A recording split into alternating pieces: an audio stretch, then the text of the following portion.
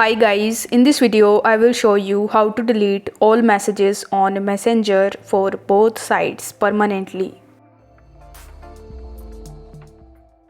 In order to do this, you first have to launch your Messenger mobile application and then you need to select that particular conversation in which you want to delete all of your messages. After selecting the conversation, you just have to select that particular message which you want to delete from both the sides permanently.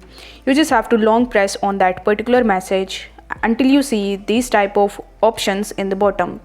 Once you have seen these options, you need to tap on more in the bottom right hand corner of the screen, and here you are going to see the option of remove.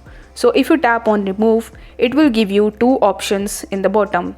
The first is of unsend and the second one is of remove for you. So if you select the option of remove for you, then this particular message will be removed from your side only, but we want to remove it from both of the sides. So instead of choosing the remove for you option, you will have to tap on unsend. After that, you are going to see this message which says you unsent a message. It simply means that you have successfully deleted the messages from both the sides permanently on Messenger. If the video was helpful, then don't forget to like the video and subscribe to the channel. Thank you so much for watching.